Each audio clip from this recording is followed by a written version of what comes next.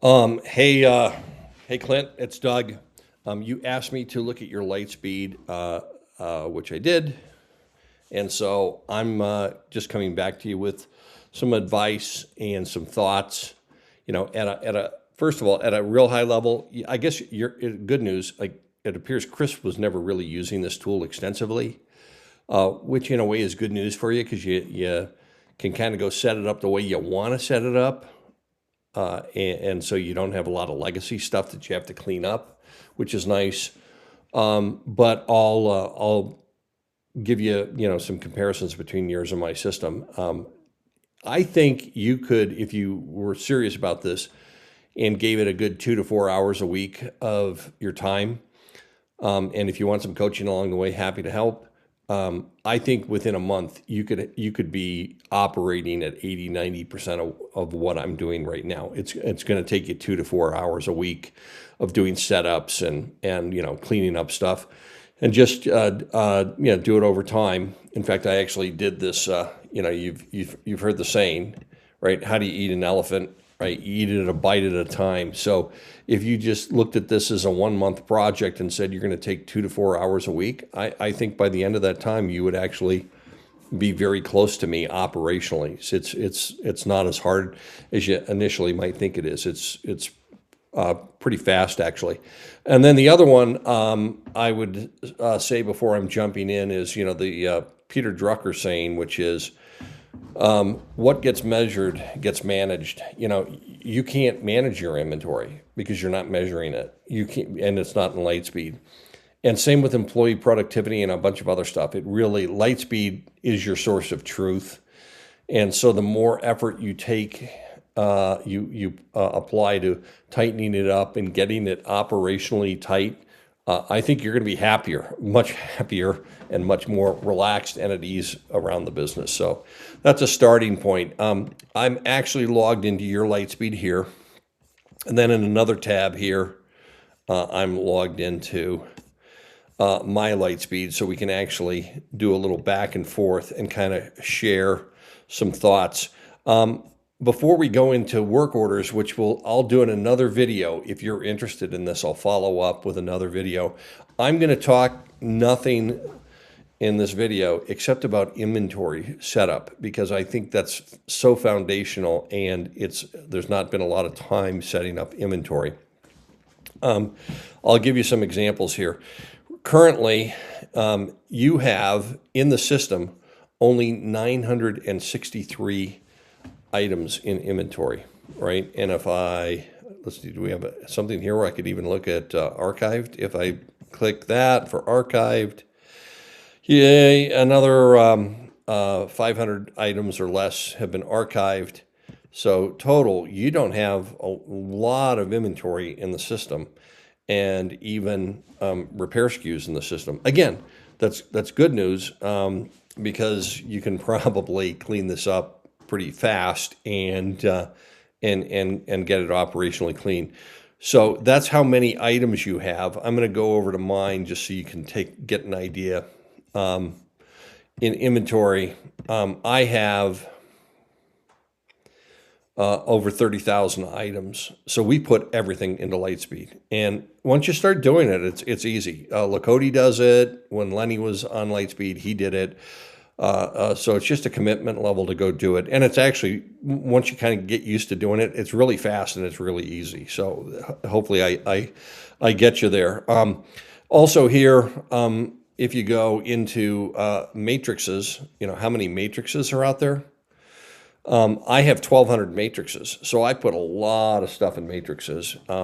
It's an easier way to manage a large group of SKUs. So of the 30,000 SKUs I got, there's 1,200 matrices. I would guess probably 3/4 of the SKUs are probably reside inside of a matrix. And so that's at that level. If I go back to you, I think the only matrices that are set up are the ones that I set up for you when we had this discussion a while back. So good news again there. They're really easy to set up, and we could even just copy and paste from mine, if you approve it and it's actually how you want to manage it.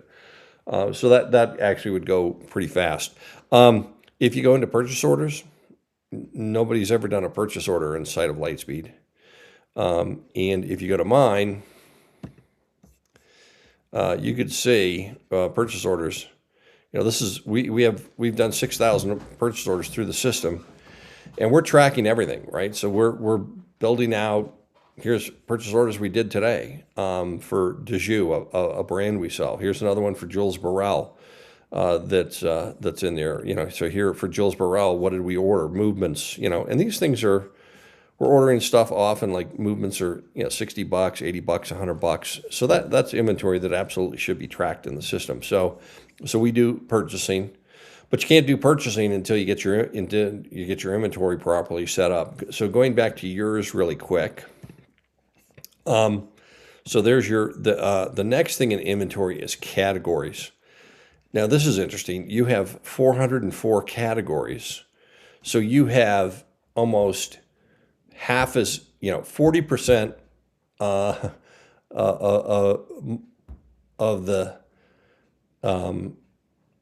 you'll have almost half the categories that you have SKUs, right? So you have a lot of categories. In fact, whoever did this, I would argue, is way over the top here and have added and complexified this in a big way. It's to say we're going to want to go ring size. We're going to have a SKU.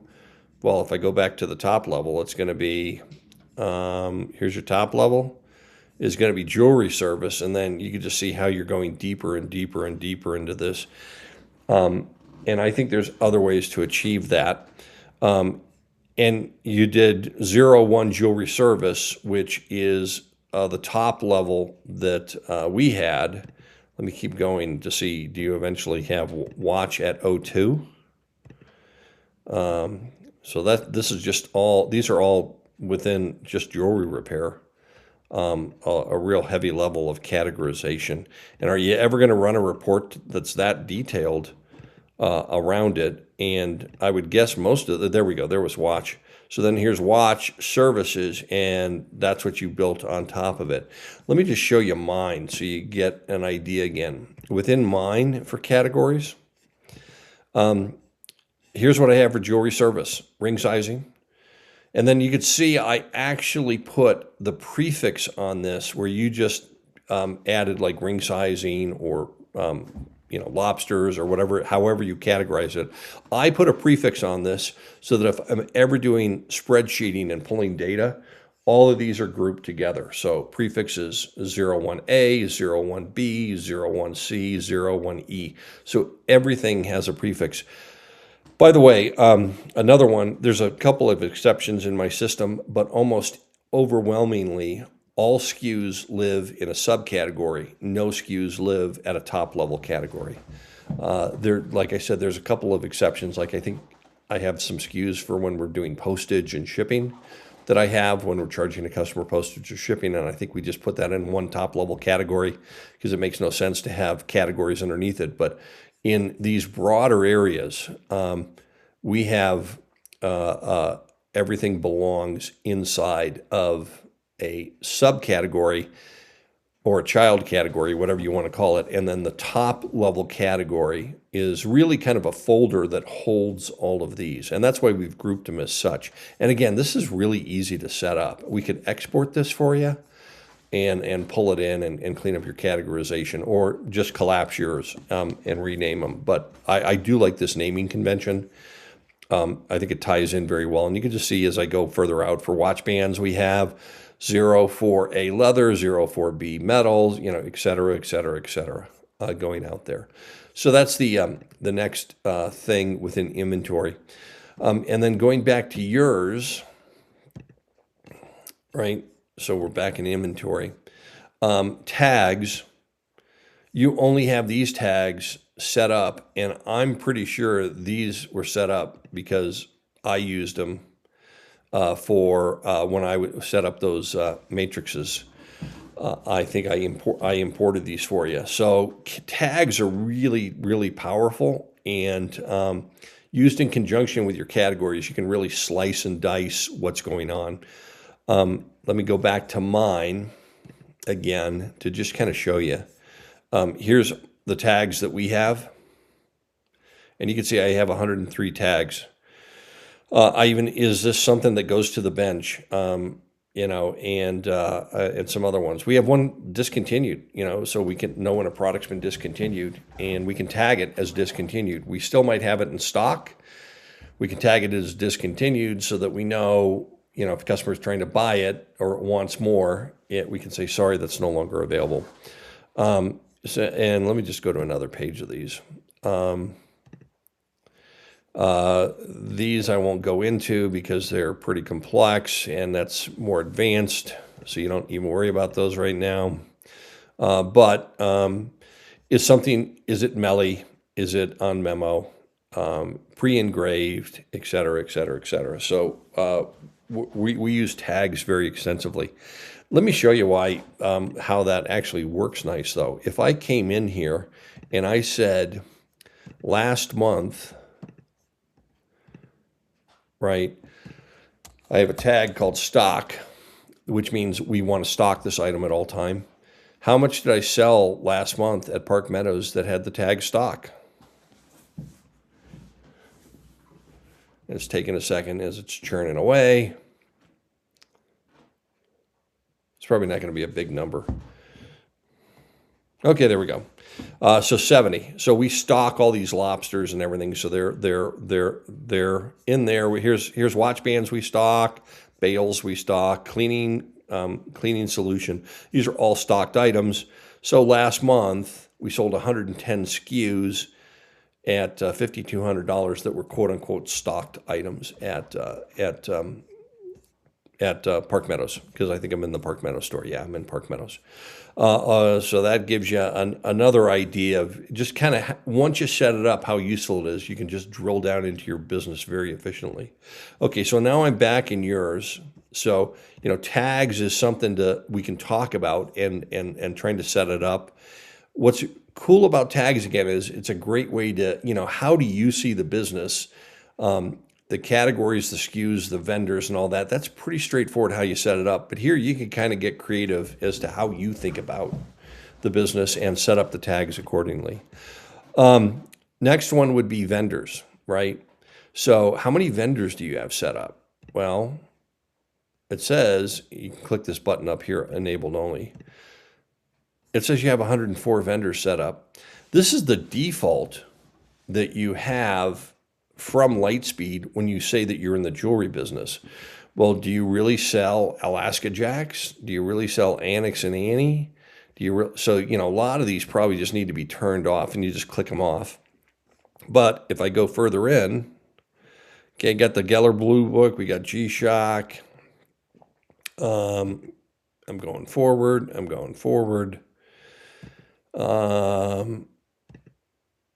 So there's Stuller. But I would imagine you order stuff from Quality Gold every now and then. Oh, there's Quality Gold, let's see, do you have Rio Grande? So you got to go set up your own vendors in here. The people that you do business with and you want them, you probably don't have an account with Shinola. You probably don't have an account with Skate and Tell. So you just got to click these off. And then you want to add the vendors that you have in. And when you add the vendors that you have in, I would take the time to actually properly fill out the profile. So let me give you an example again for mine. I'm going to go back here and I'm going to go to vendors. And I hate this within Lightspeed that they don't default to enabled only here. So you got to always click that off. But let me keep going forward till I find Quality Gold. And if I go, where's Quality Gold? Here's Quality Gold. And so we actually have the profile filled out. What's our account number? We have the rep's name. So here's Brian's name. So this, we properly populated this. Who's our inside rep we have down here? We work with Missy, Jeff. I have Jeff's information in here also. It takes a little more time, but I would set up the vendors properly that all the stuff is in there. And you can see, some of these we don't have contact information because we're not as complete as we should be. But for our bigger vendors, our most important vendors, we certainly try to do that. So let's go back to yours again. Okay. So you got to set up vendors because you want to have that set up to start. This is all just the setup you got to do so you can start actually setting up your SKUs. And then the next one is brand, and you only have these brands. I think I added these for you when I actually did the SKU import. But you have 9 SKUs. This actually gives you your SKU count over here. You have 1 SKU for Brighton, 1 SKU for Tacori, and then the SKUs we brought in for the watch bench for when we brought in the battery change, the one matrix I brought in for you guys like 6 months ago, and then some other vendors, right? If I click on here, I think I can, it doesn't actually take me and show me the SKUs. But you want to go set up the brands here, right? And I'm going to go over to mine. And if you didn't know this, this is how Lightspeed looks at it. Vendors is who you're ordering from. So you order from Jules Burrell, and you order from Stuller, and you order from Quality Gold. Those are your vendors. Your brands are the underlying, is the actual manufacturer, the brand that's being sold. So, for instance, you're buying Eveready batteries from Jules Burrell. Eveready's the brand. Jules Burrell is the vendor. So that's why there are these 2 fields. And in our business, 80-90% of the time they're going to match, right? You're ordering from Stuller, but the manufacturer is actually Stuller, because Stuller, it's a Stuller chain from Stuller. It's a Stuller lobster class from Stuller. There are a few things like let's say you ordered an ETA movement. You might have ordered an ETA movement from StarTime. You might have ordered an ETA movement from Jules Burrell. It's the same ETA movement. So, but the majority of the time, our vendor and our brand are going to match. When you do brand here, Lightspeed does not give you the detail that we had before on vendor. What's your account number? Who's your rep? All that stuff doesn't live here. They actually should have it, but they've never done it. So that gives you an idea on there. Okay, so let's go back to mine so you have a chance to look at it. So I'm going to go in here to inventory, and I'm going to go to brand. And you can see this is all the brands we have. So I have Amazon. I have Anna Zuckerman. These are all the brands we've sold over time. And there's probably some dupes in here because I've noticed stuff kind of creeps in. But here's Casio, here's Cartier, so just different brands that we've sold over time. And again, you can look at the SKU count here. In fact, let me go further out here. Bulova, we have 379 SKUs. Let's go out and see something further out like Stuller. Where's Stuller? Stuller, we have almost 12,000 SKUs. And again, this is actually easier to get in the system than you might first think, especially for you, we could just go copy some of my stuff and pull it into your system if you want to. It's very, very easy to do. So that's me for a brand. Let's go back over here for you. I think we're probably at the end of this. So that would be my advice for first step for you. Go set up your categories properly. So this is before we start actually building out SKUs. Go build out your categories properly. I think you had too many categories. You had 404, and you definitely had it nested at a very, very, very deep level. Tags actually is going to replace that for you for a lot of this. You need to go then also set up your vendors, your brands, and once that starts, and then probably some basic tags. You don't have to add them right away, but you just maybe even think through how are you going to use tags. As always, you can log back into my system and see how we're doing them. But I think the good news for you is if you actually wanted to, you're starting almost with a green field, and it's not as hard as you might think to initially add this stuff.